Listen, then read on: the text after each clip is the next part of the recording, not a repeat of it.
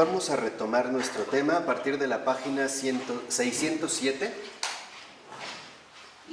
Y aquí ya nada más como de manera muy resumida, veíamos cómo en efecto sostiene el texto, al comentar a Florensky, que la superación del ilusionismo habrá de caminar, por tanto, de la tiniebla a la luz, y no de la luz a la tiniebla, que es, digamos, como el recorrido que precisamente nosotros expusimos la vez anterior. De tal manera que entonces, dice el texto, esta luz de la cultura humana en general es la persona del Señor, que manifiesta la luz. Entonces aquí nosotros vamos a ver cómo Florensky ahora se va a detener en el tema de la manifestación, o qué es, digamos, aquello que debemos entender por manifestación.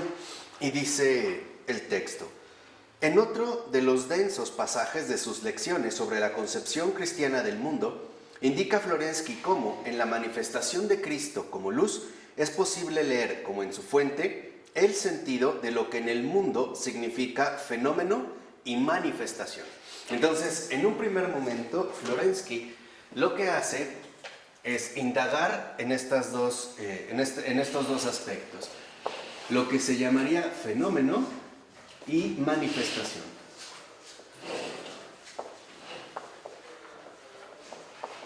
Ahí es, digamos, donde Florensky al menos se va a detener en esta ocasión. Va a tratar precisamente de explicar o de comentar estos dos ámbitos o estas dos cuestiones, el fenómeno y la manifestación. Y dice a continuación Florensky, estamos en la 607, ya como en el séptimo renglón. Dice el texto: Jesucristo es luz de luz y en tu luz vemos la luz. Y dice Florensky, la verdadera esencia del sol, que no es agotada en su ser por su propia luz, se revela al mismo tiempo adecuadamente en esta luz. Y no es el espejismo kantiano. O sea, acuérdense que aquí, digamos, Florensky sigue también contraponiéndose a la postura de Kant, porque para Kant lo único que nos resulta accesible a nosotros los hombres son los fenómenos, o sea, aquello que tenemos a la vista, o aquello cuya aparición, ¿no?, nos permite tener acceso a esta realidad. Pero para Kant el nómeno, la cosa en sí o la esencia, está más allá del fenómeno, o bien resulta inalcanzable para el conocimiento humano. Entonces, lo que en realidad considera Florensky es que se trata de un espejismo kantiano. ¿Por qué? Porque para Florensky el fenómeno en cuanto tal también contiene su manifestación. O sea, no es que estén ambos separados. Por eso mencionaba el caso del sol. Dice, aunque el sol, por ejemplo, ¿no?, o la esencia del sol no se agota a través de su luz, se revela al mismo tiempo adecuadamente en esta luz. O sea, para Florensky el fenómeno y la manifestación van finalmente de la mano. Dice el texto, los fenómenos son transparencias de la luz, de cuya plenitud participan. Entonces, aquí es donde entra, digamos, uno de los aspectos centrales. Para Florensky el fenómeno, o sea, cualquier cosa creada, cualquier fenómeno de lo creado, es más bien una transparencia y no un bloqueo, al menos en el sentido kantiano, como si se tratara de algo cerrado en sí mismo que no nos permite el contacto con la esencia o con el nómeno.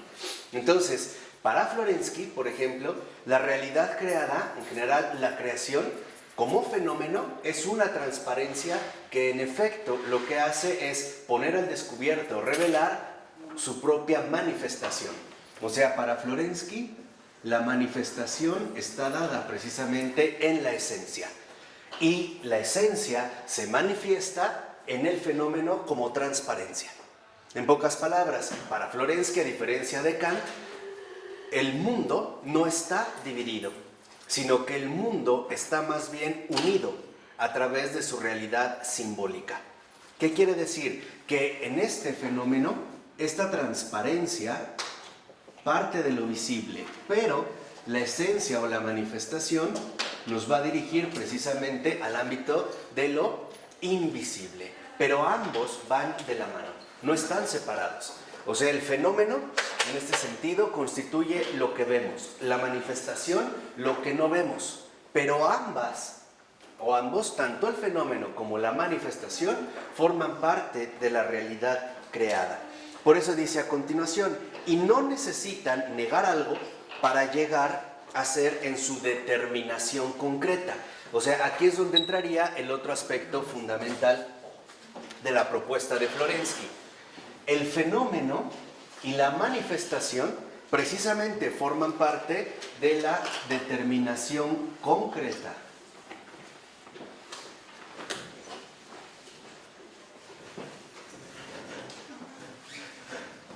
De lo real. En pocas palabras, solamente acuérdense que mientras Kant sostenía que hay dos mundos, por así decirlo, el mundo de los fenómenos, lo visible o lo que podemos conocer, y el mundo del noumen o esencias, que está más allá de nuestras posibilidades de conocimiento, Florensky se contrapone y dice, no, la determinación concreta de lo real, o sea, cualquier cosa, en su concreción, o sea, en su concreción de realidad creada, aparece justamente como fenómeno y manifestación. O sea, aparece como una determinación concreta de lo visible y lo invisible. Para Florensky, pues, el fenómeno es una transparencia que en efecto nos permite el acceso a la esencia. O sea, el fenómeno en este sentido no oculta las cosas. O mejor dicho, no oculta la esencia de las cosas, sino que la manifiesta. Precisamente la manifiesta como fenómeno. Aquí, por ejemplo, en este sentido, es importante darnos cuenta de la relevancia de esto porque, desafortunadamente, quizá nosotros hemos ya incurrido en una pobreza de experiencia. ¿En qué sentido? En el sentido de que lo que vemos, cualquier cosa de nuestra realidad, pareciera que en efecto es pobre y no nos indicaría, digamos, algún contenido mayor a él mismo, ¿no? Como que más bien lo apreciamos como un fenómeno cerrado. Por eso dice el texto, aquello que en un ser tiene la función de manifestar la esencia hacia afuera, en el lenguaje oriental, la energía que expresa la esencia envuelve al fenómeno y lo hace transparente. O sea, en este sentido, la esencia a través de la manifestación se da, digamos, la expresión de la esencia hacia afuera. Pero ¿cómo lo va a hacer? A través precisamente de la transparencia del fenómeno. O sea, para Florensky queda claro que toda la realidad creada es fenómeno y manifestación. O sea, determinación concreta de lo real. El fenómeno no nos obstaculiza la esencia, como suponía Kant, sino al contrario, va a decir Florensky, el fenómeno es la transparencia de la esencia. No hay por qué ya tenerle miedo a los términos filosóficos. Es que en realidad pues, es la mejor expresión con la que podemos contar. O bien, lo visible es el acceso abierto a lo invisible. O, por darlo de esta manera, el fenómeno entonces es apertura, no clausura, como en el caso de Immanuel Kant. El fenómeno, lo visible, no nos niega la realidad invisible o esencia de la cosa misma, sino al contrario. El fenómeno es apertura, transparencia, que en efecto, a partir de esta transparencia, es que entonces se manifiesta la esencia invisible de cualquier cosa creada, del ámbito de todo lo real.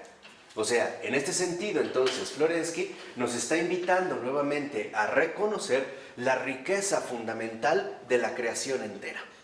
O sea, esta supuesta distinción o separación entre lo material y lo inmaterial no tiene sentido para este planteamiento. En pocas palabras, a la luz del cristianismo, lo que vemos es que el mundo en sí mismo es un fenómeno que no nos niega la manifestación de su propia esencia. El fenómeno es en este sentido apertura. Es también, si lo quieren ver así, es abertura transparente para la manifestación de la esencia. O, dicho brevemente, el mundo en general, la realidad creada, es transparencia de la esencia. Son fenómenos que también contienen su propia manifestación. O sea, la creación entera está conformada entonces, en último término, tanto por lo visible como por lo invisible. Y aquí para Florensky es que en efecto se puede localizar la determinación concreta de lo real. ¿Sí? ¿Estamos bien? Para captar esta riqueza. ¿Cómo lo va a afirmar Florensky? ¿O de qué manera lo va a sostener Florensky? De la manera siguiente. Dice, una de las afirmaciones más importantes de la metafísica cristiana es la diferencia entre la energía y la esencia. La esencia es aquel aspecto del objeto que está dirigido ad intra y la energía ad extra. O sea, la esencia, y en efecto esa es la manera en la que nosotros también la concebimos, tiene que ver con aquello que está en el fondo mismo de las cosas. O sea, va ad intra, va como al interior de las cosas. Pero Florensky reconoce que la manifestación en cuanto tal pone al descubierto la esencia porque en efecto también constituye una energía. Una energía que va hacia afuera.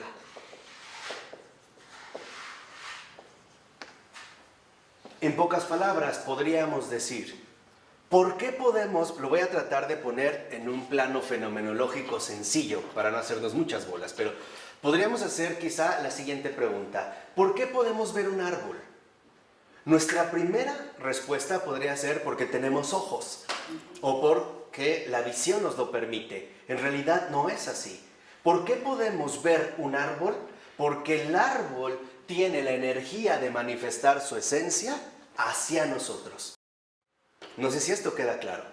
No es porque nosotros tenemos la facultad de ver las cosas, es porque las cosas se dan al sujeto. En otras palabras, ¿por qué podemos ver un árbol, una planta, una playa, otra persona, mi mano, una botella de agua, un zapato, un perro, etcétera? Porque cada cosa posee su propia energía de manifestación. En pocas palabras, la esencia, en términos metafísicos cristianos, no es algo oculto, es algo que se pone al descubierto. Y esto que pone, o que se pone al descubierto, es justamente la manifestación. Esto es bien importante porque nosotros ya estamos como condicionados por una postura enteramente subjetiva. O sea, hacemos del sujeto, o del ámbito subjetivo, el protagonista del mundo, ¿no? Por ejemplo, ¿cómo sé que el mundo existe? Ah, porque yo lo veo, porque yo lo toco, porque yo lo aprecio, etc. Aquí se trata precisamente de contemplar el lado opuesto. ¿Por qué? Vamos a decirlo así, podemos ver las cosas porque las cosas están abiertas a nosotros. No nos niegan su esencia, no nos ocultan su esencia, sino que en realidad la más profunda esencia de cualquier realidad creada es la donación. Tan es así que, por ejemplo, yo no solo soy capaz de ver una piedra, también la puedo tomar, está a mi alcance. ¿Estamos de acuerdo o no? Y no se niega, ¿eh? O sea, yo la puedo incluso tomar, yo puedo disponer de la realidad creada. ¿Por qué? Por esta energía o manifestación que en efecto va hacia afuera y no se oculta, como suponía en este caso Kant o como lo creía también quizá en su momento Platón. Recuerden que para Platón también hay dos mundos. El mundo de lo material, que es falso, y el mundo ideal o de las esencias, que no corresponde precisamente con este mundo. Para Florensky no. Para Florensky más bien, por ejemplo, el hecho de que podamos ver algo, una flor, es porque la flor en su esencia invisible consiste en el darse como manifestación justamente a través de su transparencia como fenómeno. Y esto es algo también que debemos recordar, aunque sea brevemente. La relación entre sujeto y objeto siempre es complementaria. Por ejemplo, una piedra que está ahí se da para un sujeto. O sea, para que un sujeto la reconozca. Pero el objeto está incompleto si el sujeto no lo reconoce. Por ejemplo, llamándolo quizá por su nombre o denominándolo de alguna manera. El ejemplo más concreto de esto lo tenemos en Adán. Cuando el Señor le permite a Adán que sea Él quien le ponga el nombre a todos los animales, lo que está precisamente permitiendo el Señor es que Adán se vincule de manera fundamental con los objetos. El objeto está ahí, por así decirlo, mudo. Necesita ser reconocido por el sujeto. Y al revés, el sujeto necesita de los objetos para poder, digamos, llevar a cabo su capacidad de reconocimiento o bien su capacidad de mutua complementación. ¿Sí queda claro o no? Lo estamos tratando de poner, digamos, como lo más fácilmente posible, porque no es una situación sencilla. En último término también, ¿no? Hay que tenerlo presente, pero lo que quiero que vean es muy sencillo. Cualquier objeto, cualquier fenómeno, cualquier cosa necesita un sujeto. Y un sujeto necesita también ¿del qué? Del objeto. O sea, la creación y el hombre están llamados a complementarse mutuamente. Sin la creación, el hombre no existe. Y sin el hombre, la creación no tiene sentido. ¿Sí? ¿Vamos bien? Entonces, por ejemplo, ¿por qué podemos ver un caballo? Porque el caballo se manifiesta hacia nosotros. O sea, su energía, manifestación, es la que precisamente nos pone al descubierto su esencia. O sea, en este caso, su ir hacia ¿qué? Hacia afuera, su darse. Darse. O sea, igual a poner al descubierto su ser.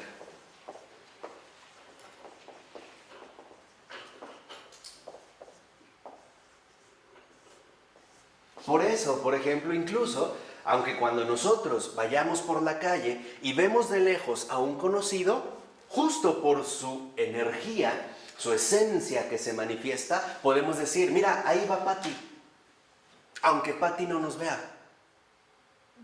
En pocas palabras, ¿por qué podemos ver las cosas? Porque las cosas están abiertas a nosotros. Hay una apertura fundamental.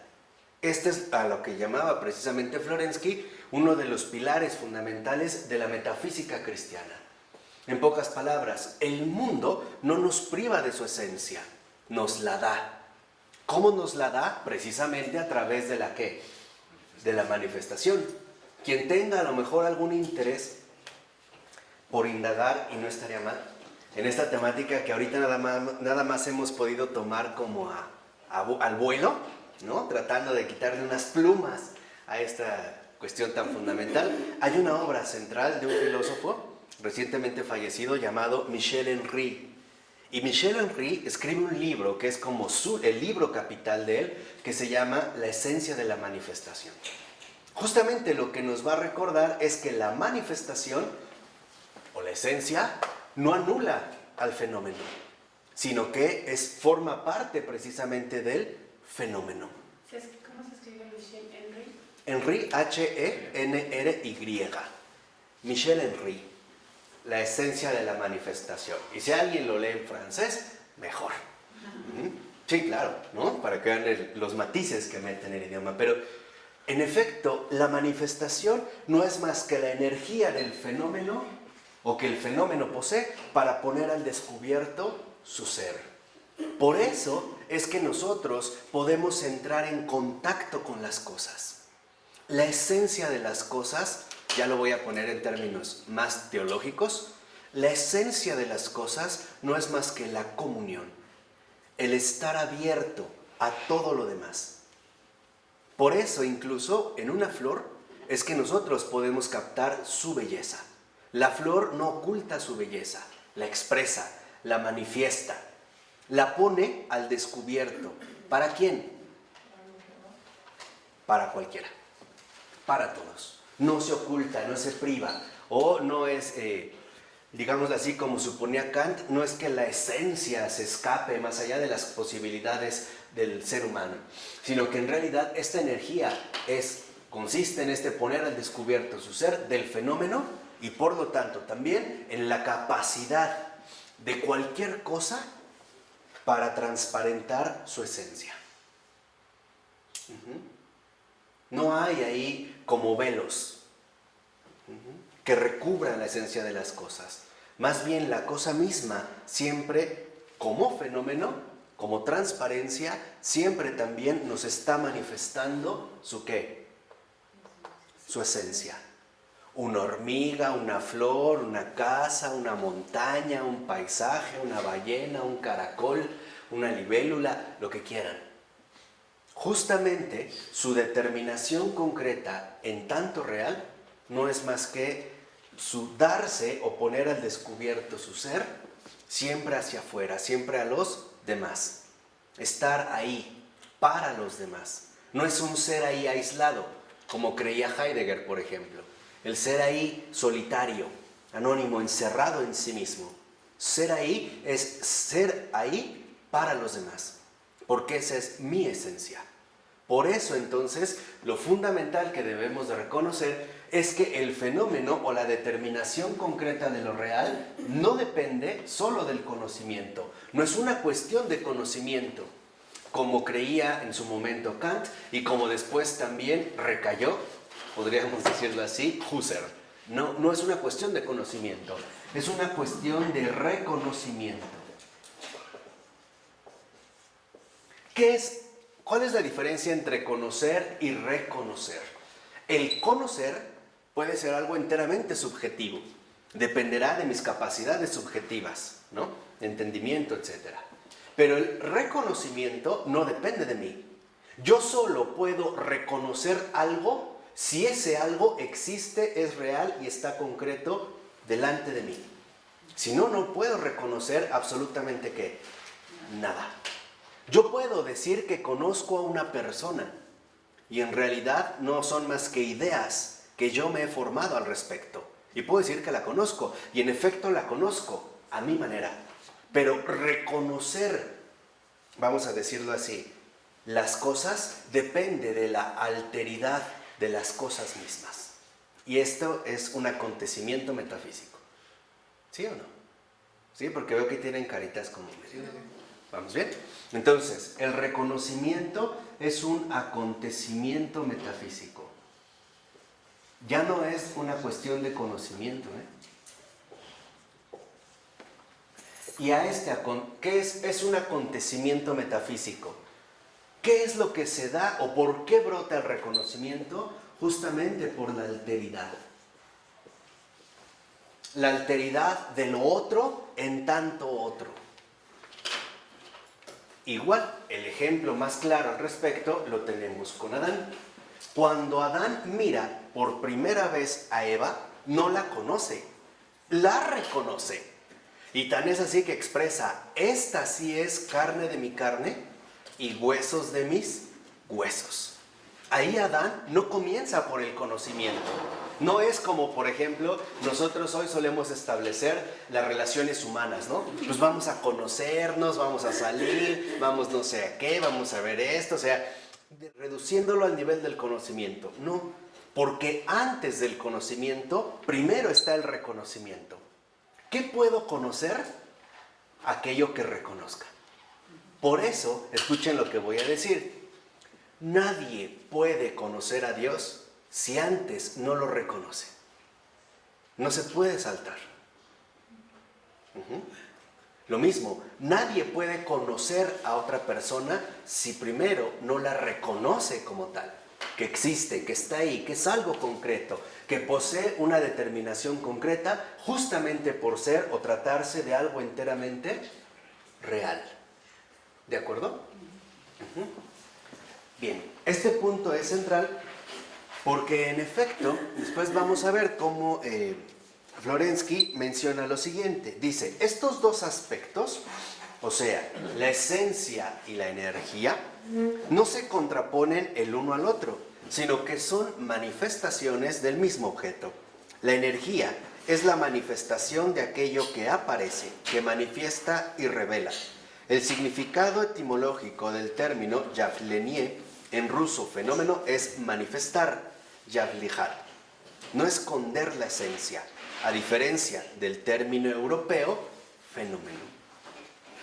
Aquí vemos cómo en efecto Florensky se está, vamos a decirlo así, oponiendo a toda una tradición ya establecida. La tradición que supone que el fenómeno esconde la esencia. Y entonces, o bien como Platón, vamos a tener que inventarnos un mundo en el que podamos localizar esta esencia, o bien como Kant, le vamos a tener que poner una frontera y decir que en realidad aceptamos la esencia, pero que está más allá de nuestras propias capacidades de conocimiento. Estas serían, digamos, como las dos opciones generales que se han precisamente adoptado, ¿no? O que se han tomado. Florensky, precisamente a lo que nos conduce es a darnos cuenta, y es el término que él aquí propone, que la energía no esconde la esencia.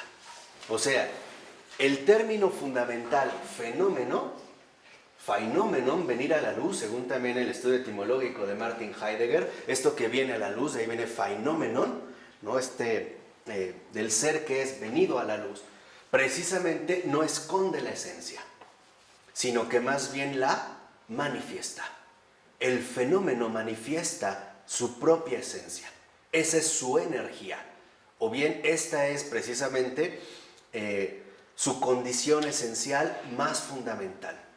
Los fenómenos del mundo revelan la esencia misma del mundo, no nos privan de ella, ¿no? Porque a veces precisamente nosotros tenemos ya como esta, por lo menos tendencia, a suponer que la esencia está como detrás o debajo, o en el fondo, o quién sabe dónde carambas, de las cosas. Y como que lo único que nos queda para llegar a la esencia, pues es poner en marcha el hámster que traemos adentro, ¿no? La maquinita del pensar, a ver, vamos a pensar la esencia. No, en realidad no se trata de esto.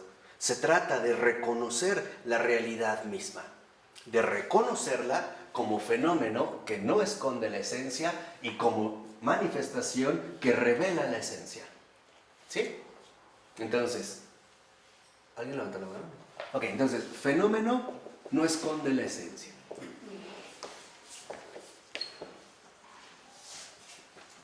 Manifestación es justamente, aquí como transparencia, es aquello que pone al descubierto la esencia, es la revelación de la esencia.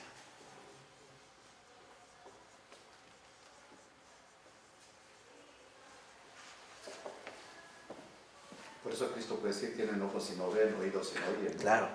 ¿Por qué? Porque reconocen el fenómeno, pero ya no la manifestación. Lo ven, pero no lo aceptan.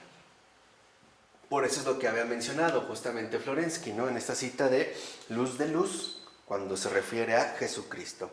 Dice a continuación, y aquí es donde vemos, digamos, la definición fundamental que da Florensky. Dice, el fenómeno, pues, revela y manifiesta y no esconde la esencia. Ese es el fenómeno.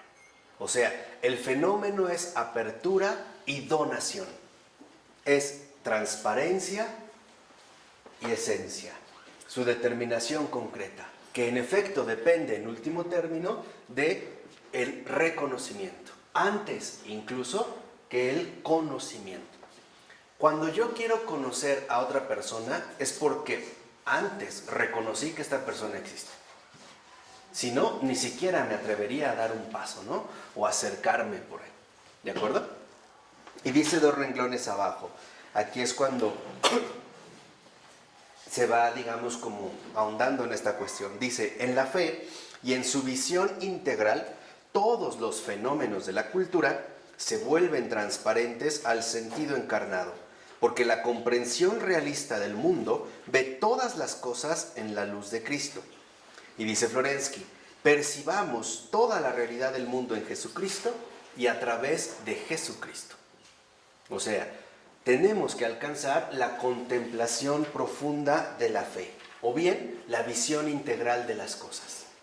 Por eso, para Florensky, es tan importante que el reconocimiento, que después va a dar paso al conocimiento, nos conduzca cada vez más a la recuperación de esta visión integral de las cosas. O sea, que ya no nos quedemos con falsos dualismos ni tampoco con falsas superficialidades. Esta cuestión de que entonces la esencia siempre se va a quedar más allá de nuestras posibilidades, en un mundo allá inalcanzable para el hombre o en un ámbito noumenal que no nos es accesible. En realidad, lo que debemos finalmente contemplar es la luz del mundo. No el mundo en sí mismo, sino la luz del mundo, que es precisamente lo que lo logra poner por completo al descubierto. Por eso en la 608, en la cita que ahí viene, y es muy importante, aquí ya Florensky menciona lo siguiente, dice: la cosmovisión cristiana es precisamente una comprensión del mundo, una comprensión de la vida, y no un sistema abstraído de la vida. En pocas palabras, aquí Florensky precisamente nos recuerda que nosotros no podemos movernos por el ámbito de las meras abstracciones, sino que más bien tenemos que dirigirnos por una comprensión misma de la vida. De ahí que no sea casual que precisamente Michel Henry desarrolle una fenomenología de la vida, o bien lo que él también va a llamar en su momento una fenomenología material. Por ejemplo, de él, dentro de sus libros que prácticamente se pueden conseguir en español, menos la esencia de la manifestación, curiosamente, claro, porque esa es como la base más fundamental de Michel Henry. Por lo menos, por ejemplo, ustedes podrían leer 3 textos. Uno que es Ver lo invisible, y él hace una reflexión acerca de las obras de Kandinsky, precisamente como fenomenólogo. Otra es Yo soy la verdad, y la otra es Encarnación. Pero sobre todo en Yo soy la verdad, donde empieza hablando también precisamente, ¿no?, del prólogo de San Juan y lo que involucra precisamente la luz, o sea, la manifestación. Y dice Florensky: sería injusto decir que a la Iglesia le es indiferente una esfera cualquiera de la vida, que la Iglesia la deja abandonada a sí misma, porque no encontraría en sus fundamentos un modo preciso para mirar hacia ella, ni la fuerza para iluminarla. O sea, aquí entonces, precisamente, lo que Florensky nos está mencionando es esta visión integral de las cosas, que también podríamos llamar de manera resumida iluminación. La iluminación, y aquí es donde yo quisiera nada más cambiar el orden de las cosas, la iluminación no es algo así como la elevación intelectual del ser humano. Cuando decimos que alguien es un iluminado, lo más seguro es que estamos diciendo que es un orate. Sí, o sea, que ya está loco, ¿no? O sea, el iluminado en realidad no es más que, por así decirlo, alguien que ha sido presa de su propio asombro, de su propia capacidad intelectual. No, la iluminación no es algo subjetivo. El que verdaderamente es un iluminado, y por eso la propia palabra lo indica, es porque ha recibido la iluminación de afuera. El iluminado no es más que el receptor de la luz, por eso es pasivo. Entonces, el verdaderamente iluminado es el que se ha dejado fecundar por la luz. No es el que ha querido apagar la luz del mundo con su foquito intelectual, que es precisamente de fondo lo que buscaba el proyecto ilustrado, ¿no? Esta lámpara o esta razón luz que ilumina todas las cosas. Pero les decía que era un poco lo que ocurría con Descartes, ¿no? Sí, en efecto, la razón es una luz, sí, pero es una luz pequeña. Es como si yo encendiera una lamparita de minero. Exacto, esa era la imagen que buscaba, de minero. Me pongo mi casquito de minero, decimos que se me prende el foco, y en efecto se prende, y claro, yo me acerco e ilumino algo, pero todo lo demás queda ¿qué? Obscuras, queda en tinieblas. Este es el camino que va de la luz a las ¿qué? A las tinieblas. En cambio, lo que ahorita nosotros hemos descrito es precisamente el camino contrario, que va de las tinieblas a la luz. En pocas palabras, apagar mi foquito para dejar que la luz me ilumine absolutamente todo lo real, incluido yo, porque yo también soy algo creado. También yo tengo que asumirme bajo esta iluminación. Y dice Florensky, pero sería igualmente injusto decir que en la cosmovisión cristiana existe un elemento cualquiera, un ámbito cualquiera, que permanecería exterior a la vida, que no correspondería a nada viviente.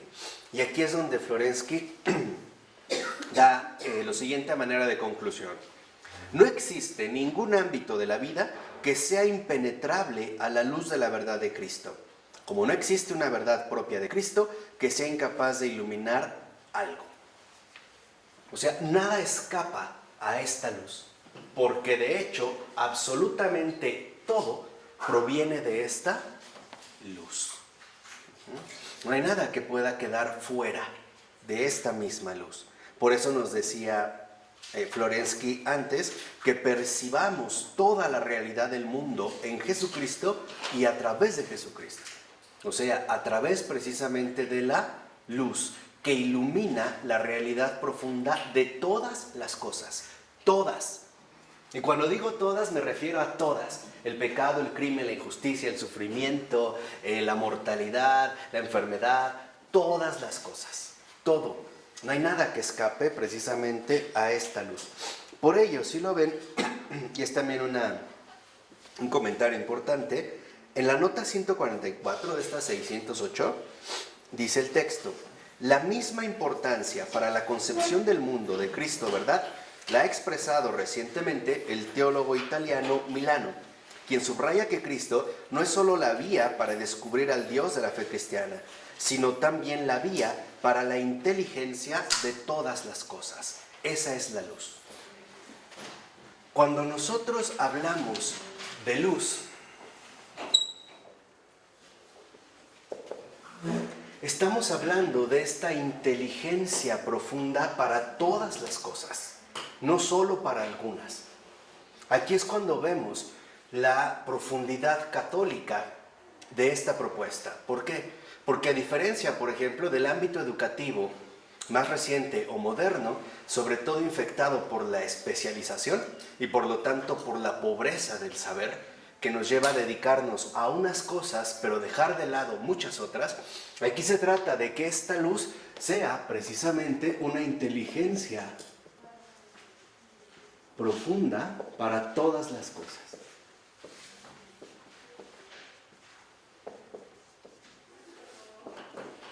Y de hecho, esta inteligencia profunda para todas las cosas no es otra más que la auténtica sabiduría.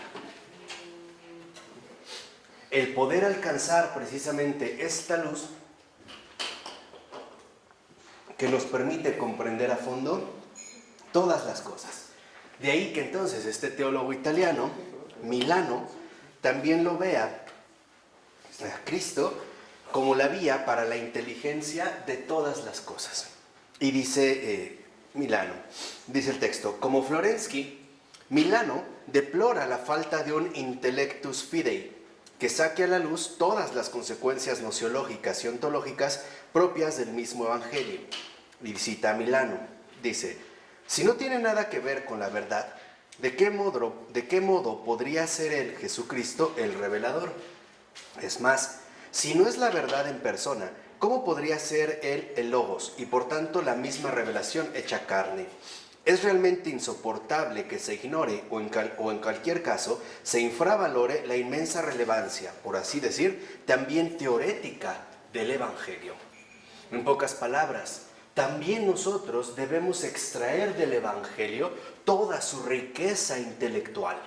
¿Por qué? Porque el Evangelio también es la verdad misma de la inteligencia, es luz para la inteligencia. No podemos suponer que el Evangelio es algo así como una especie de recetario moral, o que solamente se dirige para el ámbito o el campo de las acciones humanas. Esto en realidad es no captar la riqueza inmensa del propio Evangelio. En pocas palabras, también el Evangelio, y dicho sea de paso, en eso estoy trabajando desde hace ya mucho tiempo, pero más en concreto desde hace varios días, en una metafísica de la santidad, que ojalá en su momento estudiemos aquí. Ya llevo como 146 fragmentos, pero densos para sangolotear la inteligencia. En su momento, si Dios quiere, lo estudiaremos. Pero lo que quiero también que comprendan es que en efecto, el Evangelio también promueve la inteligencia profunda de todas las cosas. O sea, también debemos de contemplar el Evangelio como la luz auténtica de la inteligencia. También a través del Evangelio debemos ejercitar profundamente el ámbito intelectual de nuestra propia persona. ¿Por qué? Porque la luz disipa las tinieblas, también las tinieblas intelectuales. O sea, en pocas palabras, nuestra convivencia, nuestra comunión con el Evangelio y con Cristo nos debe de hacer ultra inteligentes, verdaderamente inteligentes, con esta inteligencia que emana de la luz del mundo. ¿De acuerdo? Por ello es que no es casual que también Florensky nos vaya mostrando vamos a decirlo así, la iluminación filosófica que Cristo mismo va revelando. Dice a continuación también Milano: la teología de los cristianos se desarrolla con demasiada frecuencia sobre la base de presupuestos considerados racionales y por tanto estimados como constitutivamente válidos por sí mismos. O sea, que muchas veces la teología cristiana se basa en el mero supuesto de la racionalidad y adoptan como medida la razón, pero no toman la luz que ilumina ¿qué? La razón. Ejemplo, George. Que no está aquí. Y muchos otros que también lo han querido hacer esto. O sea, hacerlo, por así decirlo, hacerlo estrecho, como comprimido, empaquetado, para que quede a la medida de la razón. Y dice, no se cae en la cuenta de que en realidad estos presupuestos son y siguen siendo fundamentalmente precristianos, o sea, paganos. ¿Por qué? Porque ya los paganos, y aquí y lo hicieron de manera extraordinaria, y tenemos toda esta gran herencia del paganismo en este sentido, ya nos mostraron la inmensa posibilidad y capacidad que tiene el hombre de ajustar absolutamente todo a la medida del logos. E incluso buscando también sobrepasar precisamente este logos. Simple y sencillamente, recuerden la definición, una de las definiciones aristotélicas quizá mucho más citadas y comentadas. El animal o el hombre es un animal racional. O sea, todas las cosas tienen su medida en la ¿qué? En la razón. Falso. Esto es cierto, pero es precristiano. Lo que nosotros afirmamos en realidad como católicos es: todas las cosas no solo tienen su medida en la razón, su medida se las da la ¿qué? Que la razón no puede alcanzar por sí misma. De hecho, esta es la vida espiritual. Porque la vida creó la razón. Sí, claro. La razón que creó la vida. Por eso habíamos dicho una vez, por eso no hay ningún aspecto humano, digan lo que digan, que nosotros podamos absolutizar, ni siquiera la conciencia, ni la razón, ni el afecto, nada. Porque al haber sido creado significa que ya es algo finito. No puede ser absolutizado de ninguna manera. Algo finito de decidido. Que decidimos. Exacto. No que hicimos. Entonces, ¿qué es lo que nosotros queremos? Fíjense, la sabiduría en este sentido representa el avance, no la negación. No la negación, vuelvo a repetir. La sabiduría no es la negación de la razón, es la superación de la razón en la luz. La suprarrazón, ¿no? La supra. Pero ya no es razón, ya es luz. Esta sabiduría es, vamos a decirlo así, el avance de la razón a la luz. De aquí a acá. Esa es la sabiduría. Por eso la sabiduría, o el hombre sabio, no niega la razón, la sobrepasa por la luz que ahora precisamente la alimenta y sostiene. De tal manera que entonces esta sabiduría no es ingenuidad o algo irracional.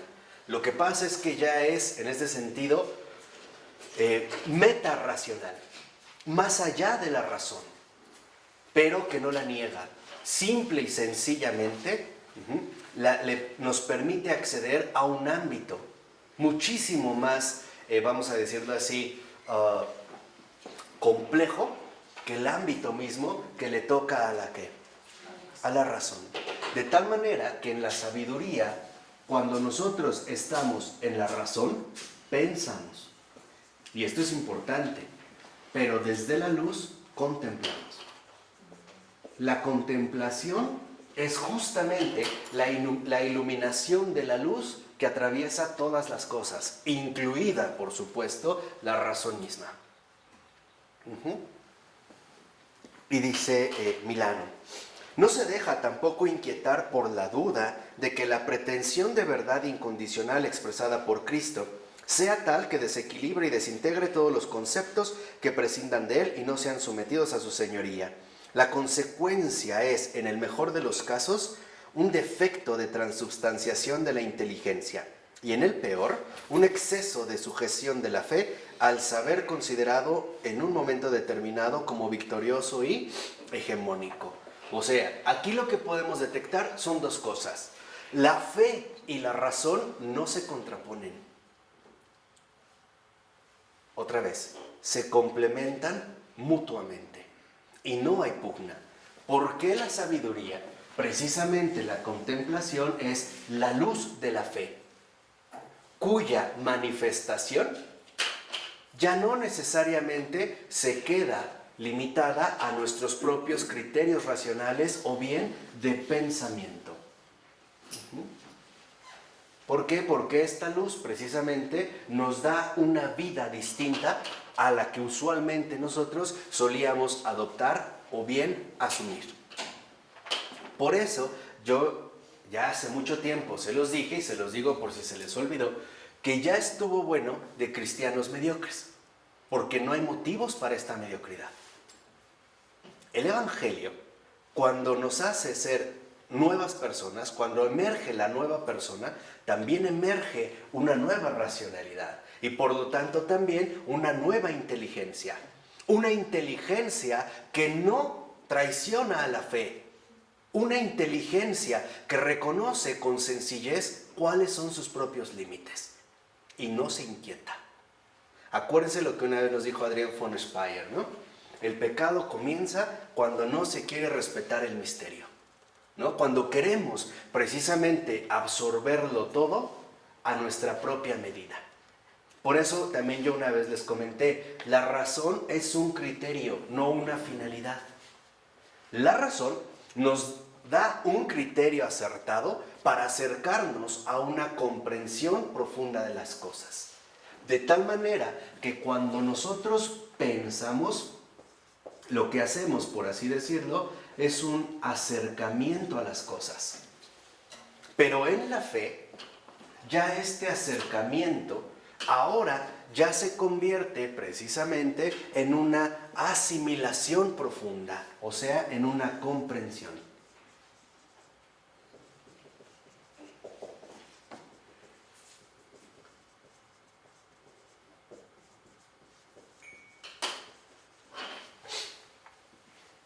De tal manera que incluso la fe precisamente nos otorga, o a través de la fe, se nos otorga más bien esta luz que nos permite contemplar el mundo a partir de una perspectiva de comprensión completamente ¿qué? Diferente. Un ejemplo muy sencillo es perdonar a los enemigos. Si nosotros solo nos quedáramos en el nivel, por ejemplo, de la razón, el perdonar a los enemigos no tiene cabida. ¿O sí? Es imposible. No se puede.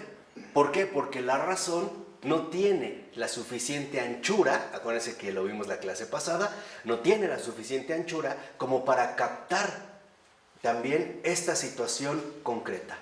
Pero desde la fe sí podemos contemplar y asimilar profundamente lo que esto conlleva. Aquí, por ejemplo, es cuando nosotros podemos darnos cuenta de muchas cosas. Primera, la sabiduría es, en este sentido, elevación de la inteligencia hacia la luz. Esa es la sabiduría, es una elevación. Es elevación de la inteligencia hacia la luz. Y otra, en esta elevación de la inteligencia hacia la luz, la fe también toma el lugar que le corresponde y no se contraponen. Simple y sencillamente podemos movernos en un ámbito distinto sin necesidad de estar como inseguros porque hemos abandonado mediante un momento los criterios que la razón nos aporta. Entonces, sabiduría en este sentido, también inteligencia profunda para comprender todas las cosas, es elevación de la inteligencia hacia la luz.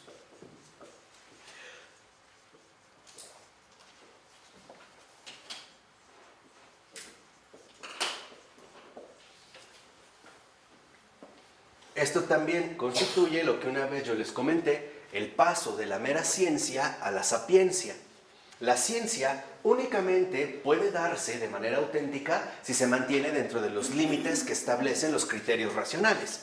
Y hoy vemos por qué la ciencia precisamente funciona de esta manera, ¿no? Trata de entender el universo bajo sus propios criterios racionales, bajo sus propias teorías racionales. La teoría del Big Bang, la teoría de la evolución, bla, bla, bla, bla, bla, bla, bla, bla, bla. Yo te pregunto, ¿está mal? No. No, está bien, porque estamos viendo en estas teorías también la posibilidad que tiene la razón de establecer determinados criterios. Aquí hay criterios. Claro, lo que vemos en estas teorías es el ejercicio fecundo de la razón. Por supuesto. ¿Dónde está el error entonces? El error está en querer absolutizar la razón como lo único y definitivo. Ese es el problema. Toda teoría científica es manifestación, ya captan más el sentido de esta palabra, es manifestación de la riqueza racional de un ser humano. Y por supuesto, veremos que hay de teorías a teorías. Hay teorías muy burdas, hay teorías francamente ridículas, pero hay teorías extraordinarias. Por ejemplo, cuando en su momento vimos la teoría de los universos paralelos y vimos la fecundidad que ahí lleva. O sea, lo que quiero que vean es que la ciencia en ese sentido no está mal. Es testimonio vivo de la riqueza racional del ser humano. O sea, finalmente, la profundización y avance en los propios criterios racionales que el ser humano puede y debe llegar a realizar. En otras palabras, todo ser humano está obligado a pensar y a pensar bien. La estupidez es el lujo innecesario de la humanidad. El hombre no tiene derecho a la estupidez. No tiene derecho.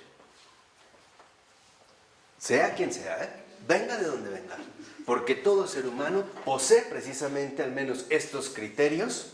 ¿Quién sabe qué escribe? ¿No? Posee los criterios suficientes para llevar a cabo una vida racionalmente adecuada. Ejemplo, ustedes lo pueden ver en los filósofos antiguos, en algunos científicos contemporáneos. Desde ahí está bien.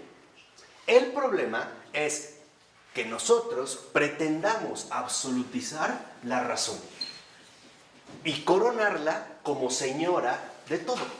Ahí es entonces cuando las cosas se estropean.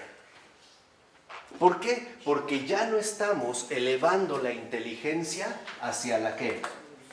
Hacia la luz. Y entonces nos vamos a privar de la profunda comprensión o asimilación profunda que también estamos llamados a adquirir o bien a acceder.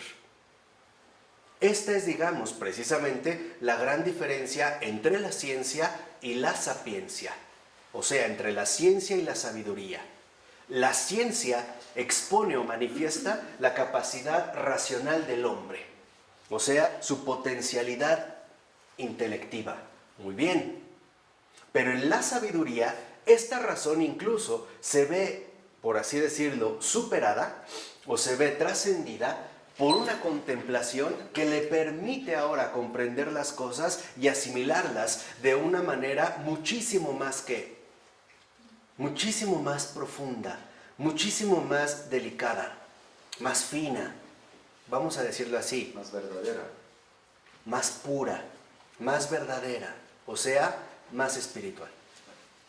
Por eso, el hombre verdaderamente sabio es el hombre verdaderamente espiritual. Por eso, cuando vemos que un racionalista no crece espiritualmente, tampoco crece inteligentemente. También su propia inteligencia se va a ver sometida a una inanición. O sea, finalmente la van a matar de hambre. ¿Por qué? Porque nuestra propia razón tiene hambre y sed de la verdad que ella misma no produce. Por eso la busca. Por eso no es casual, y aquí sí hay una intuición profunda de los primeros filósofos griegos, al identificar la filosofía con la búsqueda de la verdad. La razón la necesita, tiene hambre y sed de la verdad. Y esto se da en cualquier caso, en cualquier cultura, ahí donde haya un ser humano, ahí habrá una profunda búsqueda de la verdad, implícita o explícita. Y aquí también lo que les estoy diciendo es muy hermoso, aunque hoy no lo parezca tanto. Todos estamos llamados a ser filósofos. Todos. La filosofía no es gratuita. Querámoslo o no. Porque si realmente hemos captado que la filosofía constituye en principio la búsqueda de la verdad, la filosofía cristiana nos aporta el amor a la verdad. Y esta es otra cosa. No solo se reduce a la situación etimológica, ¿no? Como filia y filos, ¿no? Como este amor a la sabiduría, pero es un amor de amigos. Aquí se trata de un amor de comunión, de una verdadera integración en la verdad viviente o en la verdad viva, que sostiene y mantiene absolutamente todas las cosas. Por eso también les decía que el católico debe de poseer una altura intelectual extraordinaria. ¿Por qué? Porque se supone que vive la fe. Si no tiene esta altura intelectual extraordinaria, o no está viviendo la fe, o algo está haciendo mal. Pero no se está dando también una elevación integral de todo su ser. Por ello es que también nosotros necesitamos dedicarnos hondamente o consagrarnos precisamente a la sabiduría. ¿De acuerdo? Dice el texto en la 609 al iniciar el párrafo. Dice, con mayor precisión, expresa Florensky su concepción de la relación de la fe con la cultura en un escrito que puede ser considerado como todo un manifiesto a favor de la cultura espiritual y el ecumenismo. Y aquí es donde entonces encontramos un punto clave que hoy en día quizá también está como mal planteado. El ecumenismo. ¿Qué pasa aquí? Cuando realmente se da esta elevación de la inteligencia, ya lo estoy escribiendo en latín, me suelto una, de la inteligencia, ustedes no me están corrigiendo, o sea que no están leyendo, ya no están escribiendo, ¿a dónde se fueron? ¿Se fueron con Platón? ¿Les coqueteó Platón y se fueron tras él o qué? No, aquí, cuando realmente se da esta elevación de la inteligencia a la luz, entonces nosotros podemos hablar de un auténtico ecumenismo. Hoy en día, cuando se habla, por ejemplo, de esfuerzos ecuménicos por acercar una religión a otra, el problema que se tiene es que este acercamiento no se lleva a cabo desde la profundidad misma de las cosas, sino que se queda en la superficialidad de las cosas. Por ejemplo, hoy en día, el disfraz del ecumenismo social es la tolerancia. Hoy en día, la tolerancia no se da en ningún caso. ¿Por qué? Aunque hoy nos quieran convencer a través de los medios masivos de la comunicación, el radio, tolerancia, tolerancia, tolerancia, tolerancia. Es como cuando uno, no sé si les ha pasado o alguna vez experimentaron, repetir mucho una palabra hasta que llega un momento en el que te resulta extraña. Ya perdió su sentido para ti, ¿no? Como que hace cortocircuito y ya hasta te empiezas como a extrañar de lo que estás diciendo, ¿no? Bueno, repites una palabra. Bueno, tanto nos han dicho tolerancia que en efecto eso es lo que ha pasado. Ese es el experimento, me parece a mí, social que se llevó a cabo, aturdirnos con la repetición excesiva de una palabra. Hoy, por ejemplo, cuando se habla de tolerancia, lo que en realidad se está proponiendo es que aceptemos cualquier cosa y que nos callemos la boca, te agrade o no te agrade. Eso es lo que nos están llamando por tolerar.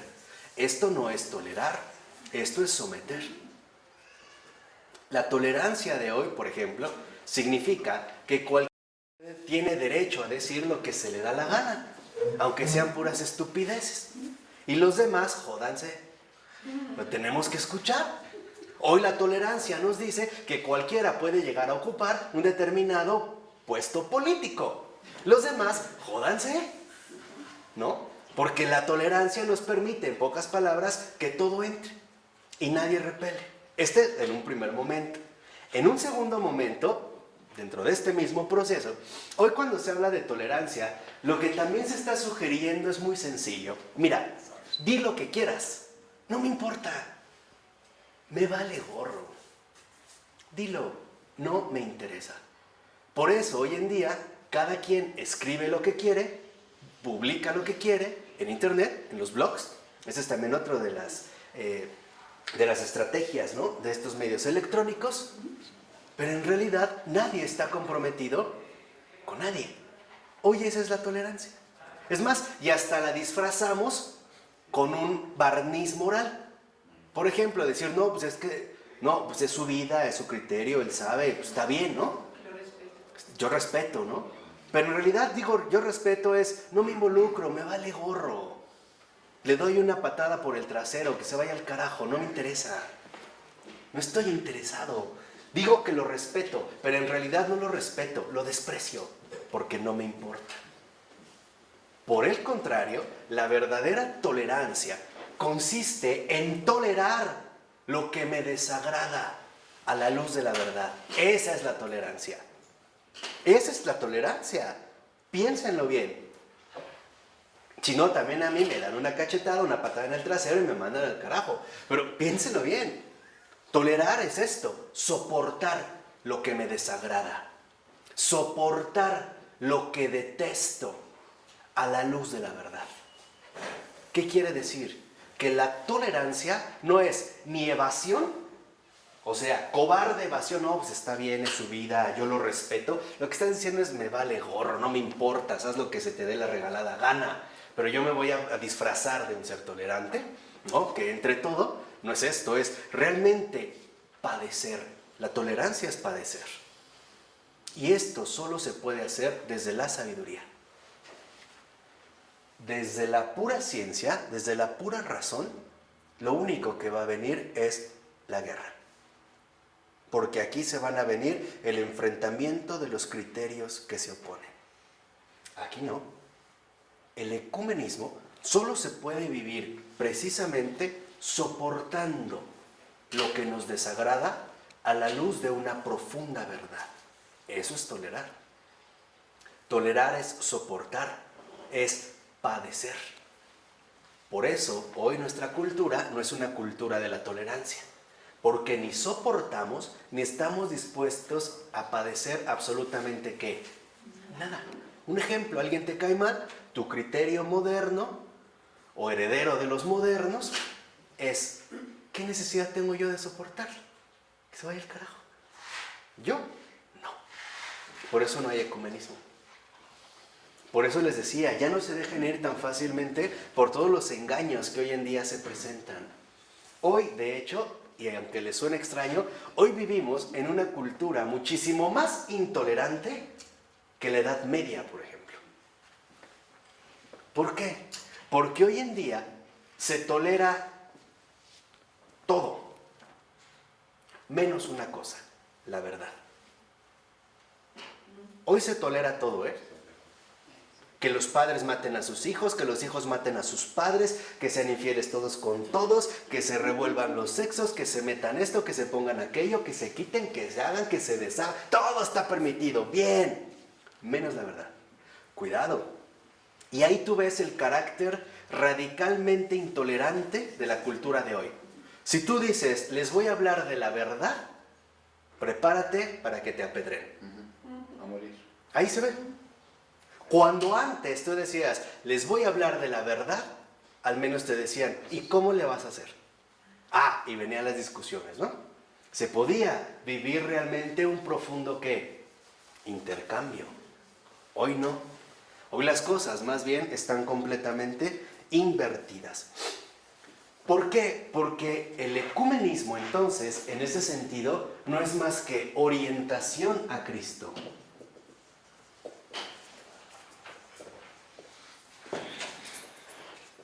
Ese es el verdadero ecumenismo. O sea, el ecumenismo nos dirige a una orientación a Cristo que en último término nos va a comprometer, nos va a reunir a todos a la luz de la verdad. Y a esta luz habrá cosas que definitivamente no me agraden, pero son necesarias.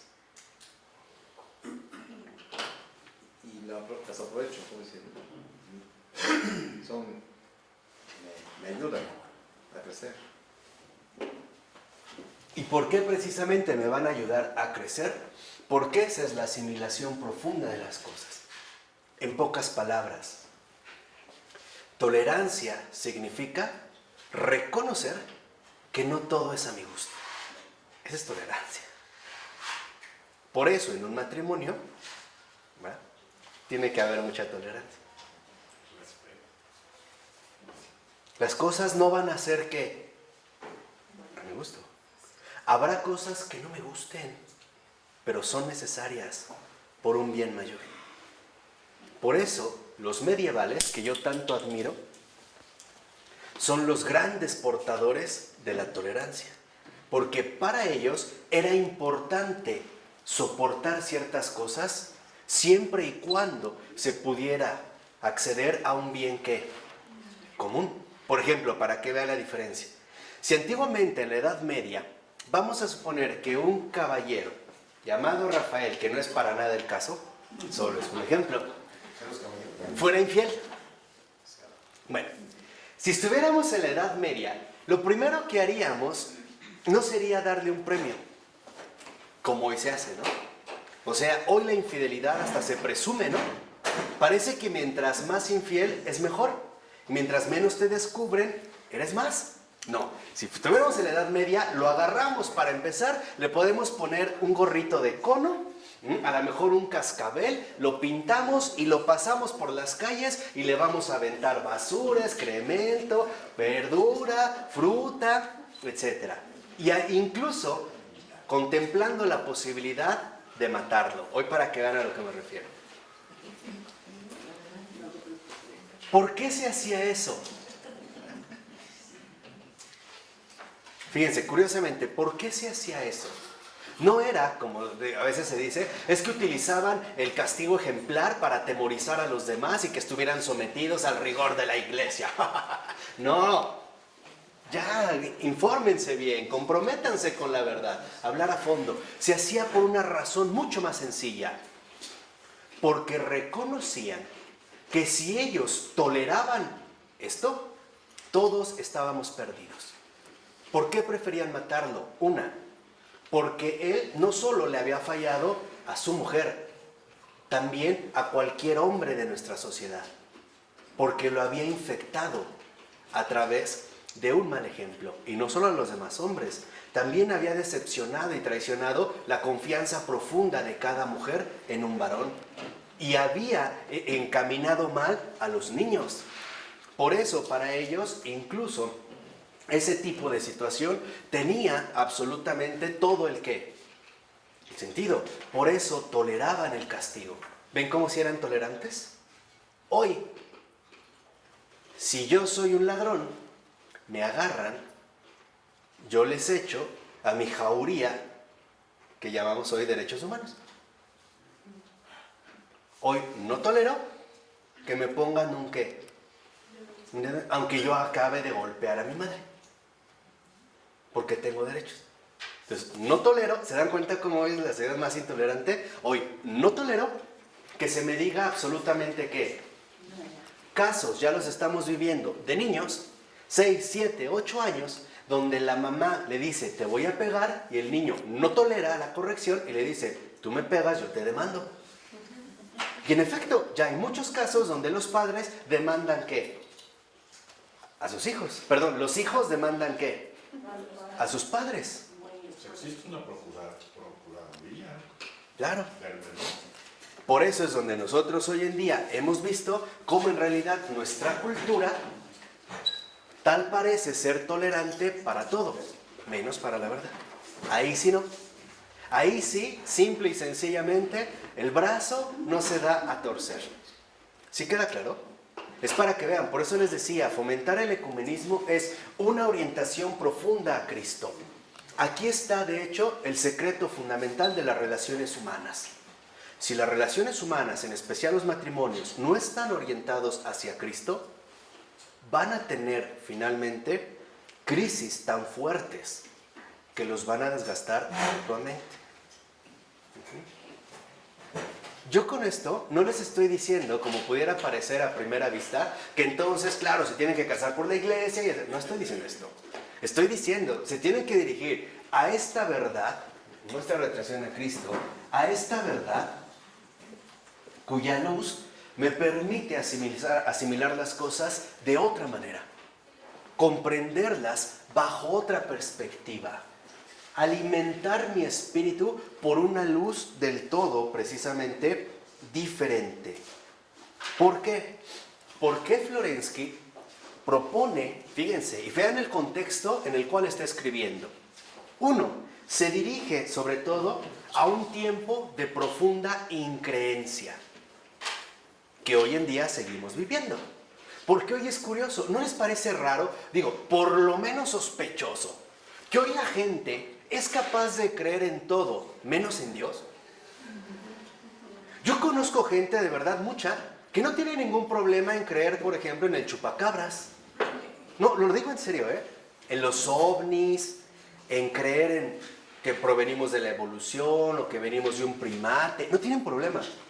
Es más, no tienen ningún tipo de problemas en creer, por ejemplo, en las regresiones a través de las cartas astrales. Y hasta hay quien me llegó a decir, es que yo fui una princesa azteca. Pero sí lo cree, ¿eh? Pero si yo le digo, ¿y crees en Dios? No, ¿cómo? No, o sea, creo en todo, ¿no? Creo que el amor se da a través de la reacción química, son las feromonas, ¿no? Creo ridiculeces, pero no creo en Dios. ¿Por qué? ¿No? ¿Por qué? ¿Por qué es así? ¿Por qué? Porque en efecto nuestra razón se ha dejado inundar por las tinieblas del error. Precisamente al negar la luz, es decirle o darle acceso a las tinieblas del error. Hoy por eso también vivimos en una cultura extraordinariamente supersticiosa, pero extraordinariamente supersticiosa, porque la superstición viene precisamente a través de la increencia, y esto es normal. Si una persona no cree en Dios, se va a ver finalmente sometida a una desprotección fundamental, ¿no? Por ello, no es casual lo que una vez les decía, que hoy las iglesias, las parroquias están vacías o semivacías, pero el mercado de Sonora está lleno y a reventar. Ese es el gran negocio de la increencia contemporánea. Si yo no creo en Dios, finalmente me voy a ver sometido por todos los miedos que esto conlleva. Si no hay Dios, por lo menos sé que creo en un Walter Mercado que me va a proteger. O en una Madame Sassur que me va a hacer la limpia para que la güera esa de la oficina no se lo lleve, ¿no? Como decían en su comercial. Aquí vemos, en pocas palabras, cómo la ausencia de Dios conlleva la saturación del error. Y este es importante. Y dos, también Florensky se dirige a este ecumenismo en un momento, en un contexto ruso, particularmente ruso, de enorme violencia y persecución. O sea, ¿qué quiere decir? Que en este sentido Florensky está hablando en un momento bastante similar al nuestro. Uno, un contexto histórico donde tal parece predominar la increencia, ¿no? Hoy tú escuchas a un hermano, crees en los fantasmas, crees en esto, crees en aquello. pero en Dios no. Todo menos Dios. ¿No? O sea, le digo no a Dios, pero sí a todo lo demás. Y en un contexto también de profunda violencia. Y entonces vean lo que dice Florensky en esta cita, que es muy importante. Dice, la estructura de la cultura está determinada por la ley espiritual proclamada por nuestro Señor. Y cita Lucas capítulo 12, versículo 34. Donde está vuestro tesoro, allí estará vuestro corazón. Entonces, de esta cita, Florensky precisamente, ¿no?, reconoce que aquí es donde se manifiesta la estructura de la cultura, obviamente de la cultura actual. Dice, el tesoro es el bien espiritual, aquello que ponemos como significado objetivo y como justificación de nuestra vida. Entonces, aquí lo que vemos precisamente en el ecumenismo es qué es aquello que realmente nos justifica en términos mutuos. ¿Qué es aquello que realmente justifica nuestra vida? ¿En qué estamos justificando nuestra vida, nuestra existencia? Dice, el corazón, en el lenguaje bíblico, indica el centro en el que se reúnen todas nuestras fuerzas y facultades espirituales, el nudo que da conexión y unidad a nuestra persona. Así, nuestro conocimiento está determinado por aquello que afirmamos ser la verdad, contrariamente a lo que sostiene la filosofía kantiana, centro de la modernidad, para la cual no es la verdad la que determina nuestra conciencia, sino que es más bien nuestra conciencia la que determina la verdad. Entonces, fíjense, aquí ya Florensky, ¿no?, nos da una luz fundamental. Primera, la vida humana va a depender en último término por aquello que defina como la verdad. En pocas palabras, lo que el hombre defina como la verdad condicionará su propio modo de vivir. Por ejemplo, si hoy vivimos en una cultura afectada por el relativismo, donde se afirma que la verdad no existe, entonces la vida humana también se ve terriblemente afectada por este tipo de justificación. Por ejemplo, si la verdad no existe, entonces cada quien va a tratar de asumir su propia ¿qué? Su propia postura, ¿no? Y tampoco la mentira existe. No, tampoco. O sea, hablamos aquí, ¿no? La verdad, pues no existe. Cada quien tiene su verdad. Hasta Niurka Marcos habla de mi verdad, ¿no? Su verdad, escribe su verdad. Y mi verdad, y la verdad de no sé qué, y la verdad... O sea, todo el mundo habla de la verdad. Pero lo curioso es que negamos la verdad. O sea, para nosotros, por ejemplo, la verdad en cuanto tal no existe. ¿Esto a qué ha llevado, por ejemplo? A generar una profunda cultura de la sospecha y la desconfianza. Hoy hemos caído, por ejemplo, en la superficialidad de las relaciones humanas, donde de antemano podemos escuchar a una persona, pero no le damos realmente la importancia que debería tener con respecto a lo que nos está diciendo. Porque lo considero que es más bien su ¿qué? Su verdad. Pero a mí no me importa. O sea, no hay algo, en pocas palabras, en común entre nosotros. No hay algo. Cada quien tratará de seguir lo suyo propio, ¿no? Cada quien se va a tratar de mover por sus propios ¿qué? E intereses.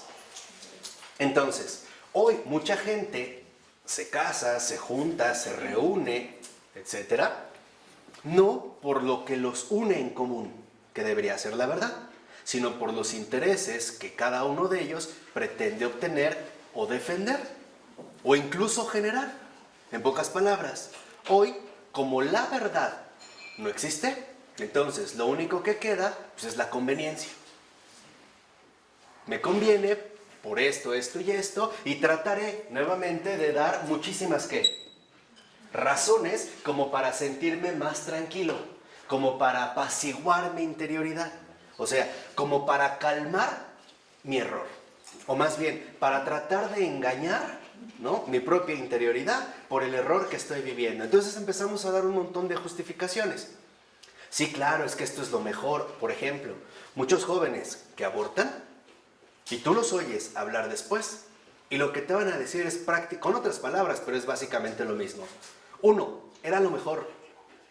¿Para qué traía a sufrir a un niño al mundo? O sea, desde ahí tú ya estás escuchando cuáles son sus criterios. Cuáles son, digamos, los modos que están dirigiendo su vida, ¿no? Es que estaba muy joven, es que no sé qué tanto, no estaba en edad de ser madre, pero sí jugarle a la maternidad.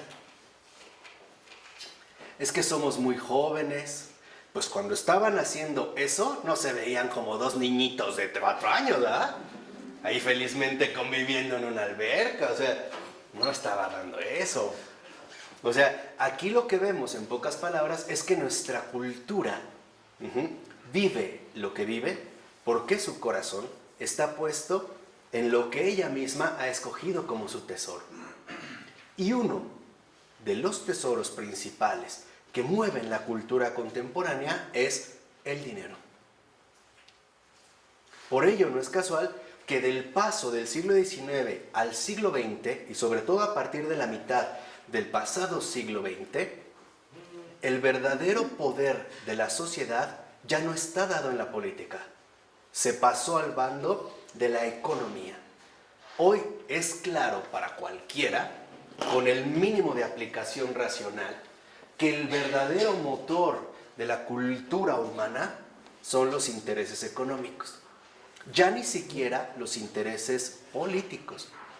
Ahora las formas de poder se han pasado al ámbito de la economía, pero también hoy en día se están fugando, filtrando o asociando, sospecho yo, con los ámbitos masivos de la comunicación, porque también se han descubierto ahí nuevas formas de poder. Entonces, hoy se ha visto que los medios masivos de comunicación pueden tener un impacto fuerte en el ámbito social e incluso tener repercusiones en el ámbito económico. Un ejemplo, si yo a través de un ámbito masivo de comunicación, como la televisión, el radio, etc., yo digo que la producción de Coca-Cola está envenenada, lo más probable es que esta simple información tenga un impacto fuerte en la economía de esta determinada empresa, o en la que quiera.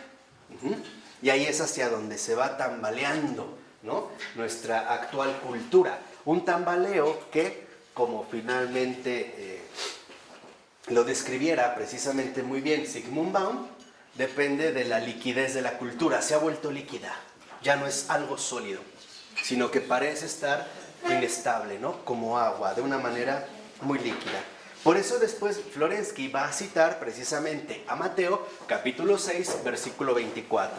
No podéis servir a Dios y al dinero.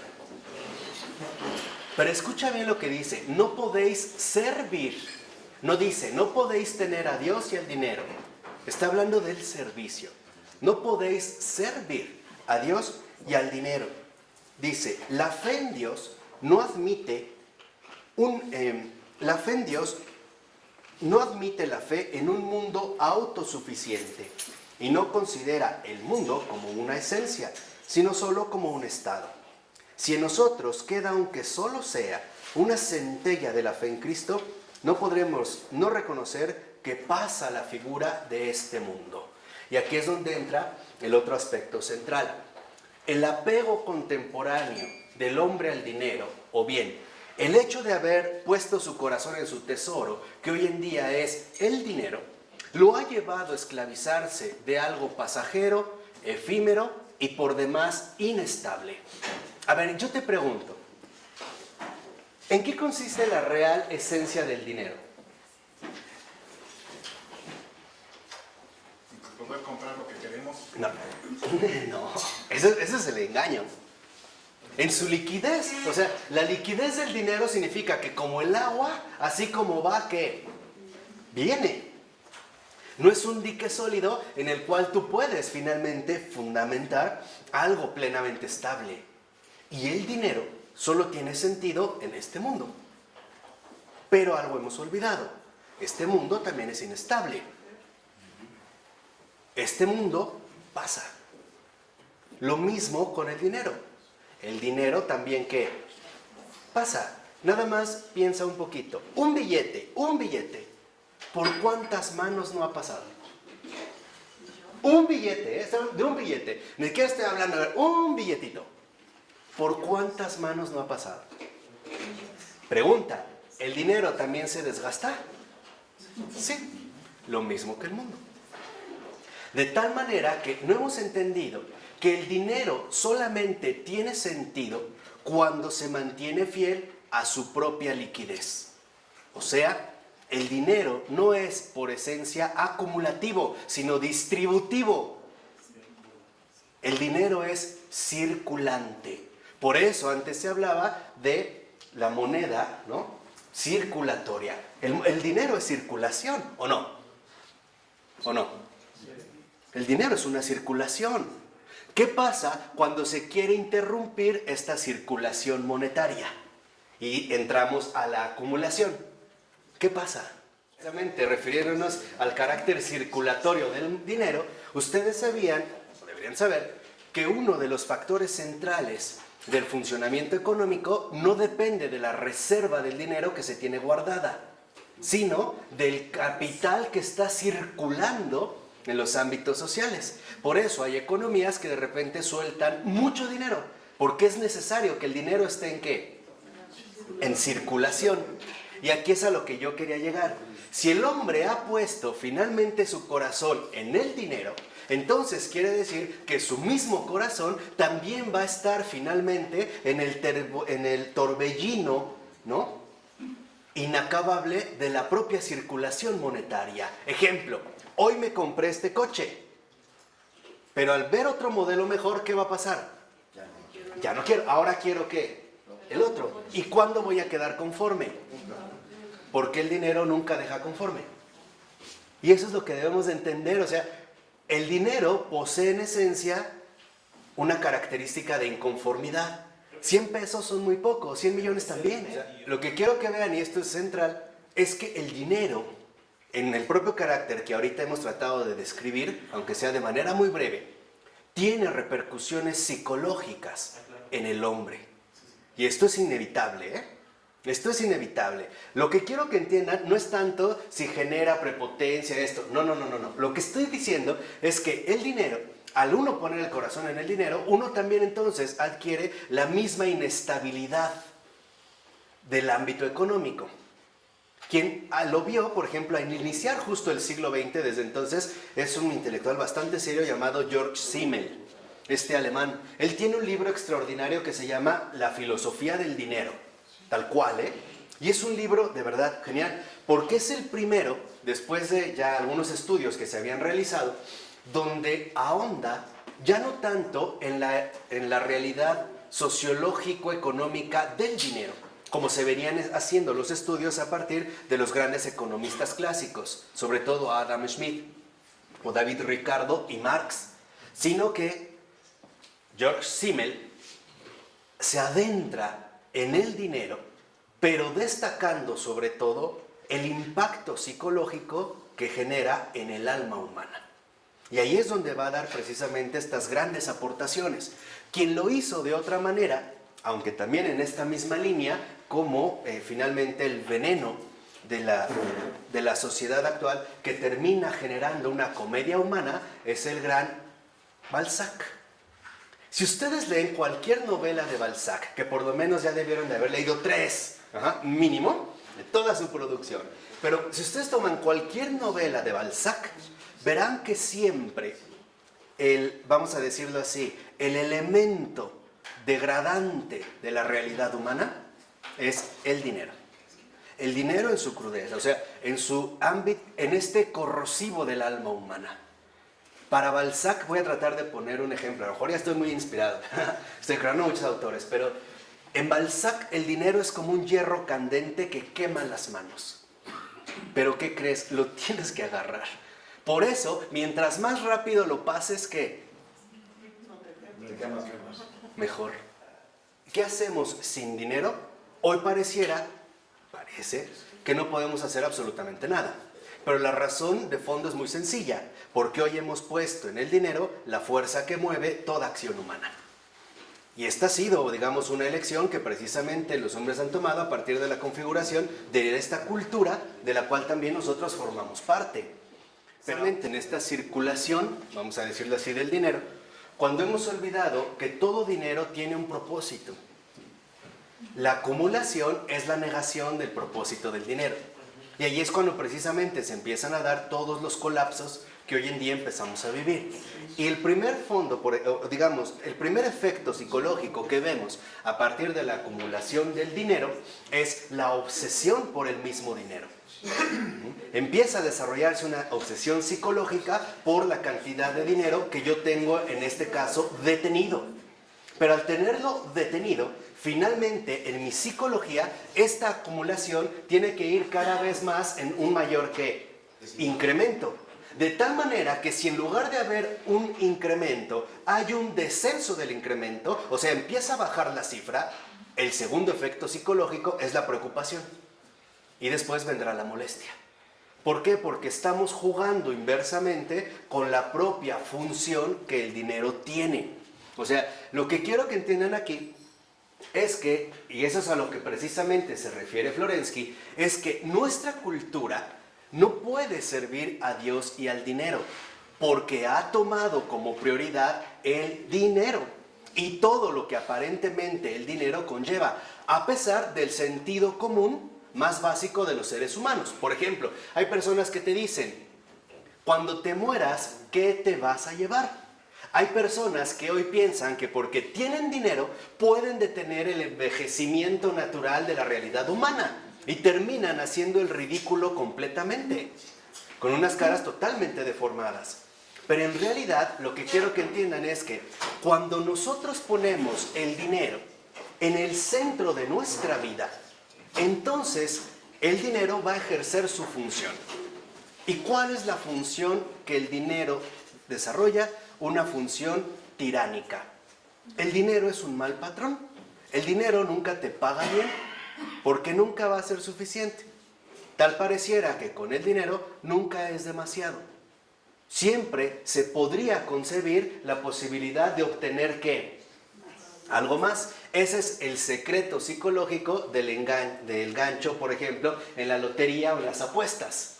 Cuando una persona compra un billete de lotería, por ejemplo, y salió, no sé, el número 1510, y él tenía el 1511, dice, ¡ay, por poquito! ¡Un número!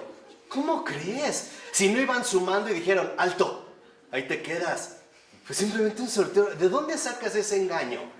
Por un número. Entonces, ahí viene, ¿no?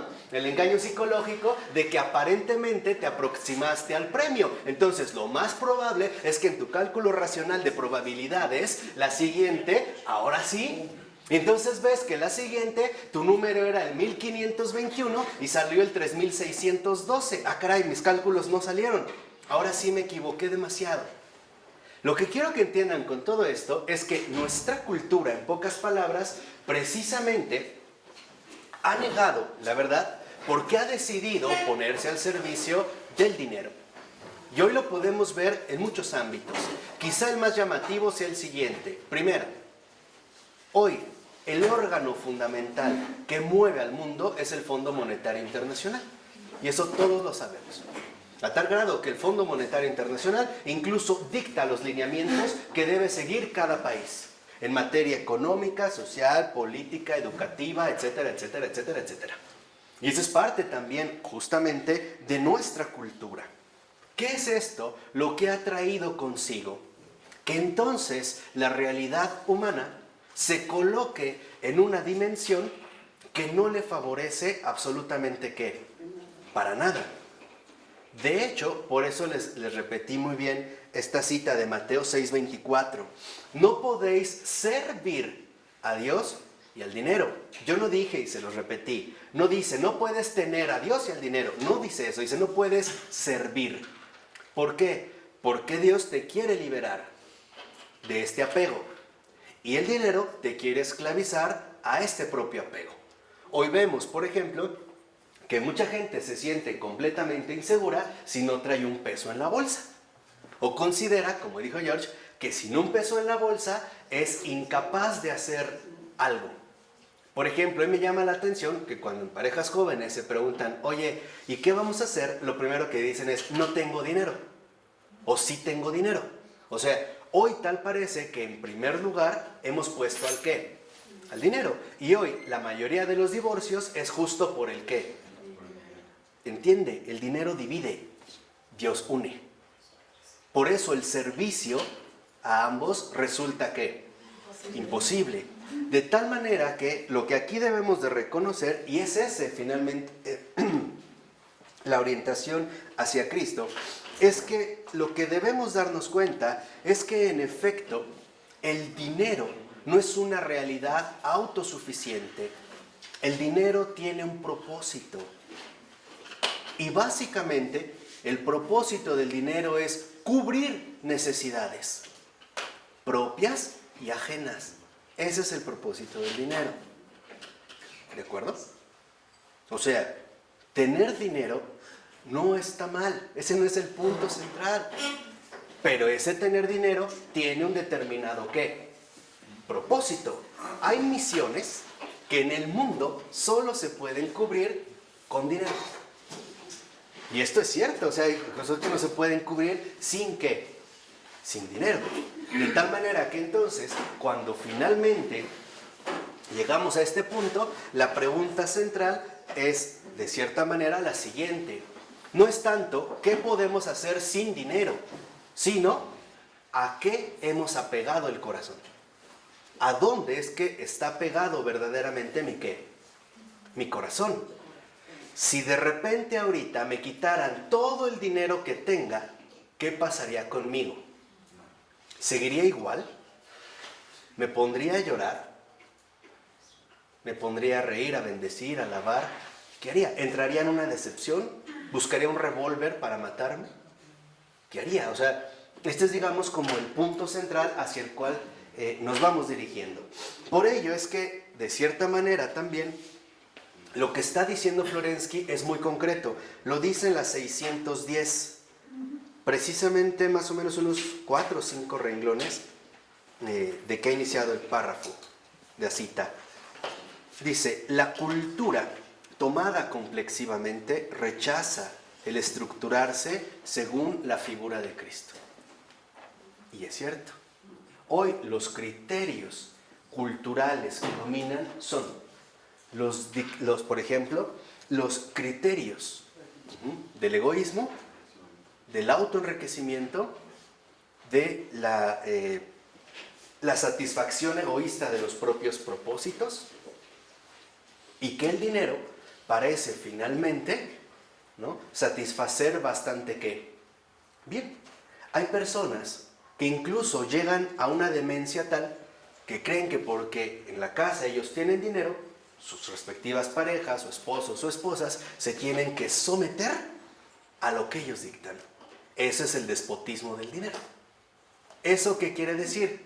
Que el dinero enferma el alma. Y la única manera para que el dinero no te enferme es teniendo en primer lugar a Dios en tu corazón. Así tengas o no tengas dinero, eres inmune a esta influencia que el mismo dinero produce. Hoy hay que ser sinceros.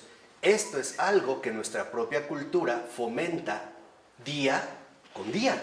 Hemos llegado al extremo, ¿no?, de propagar frases como el que paga manda, ¿no? Con dinero baila el perro, etcétera, etcétera, etcétera. Y sin dinero, pues uno es el perro, ¿no?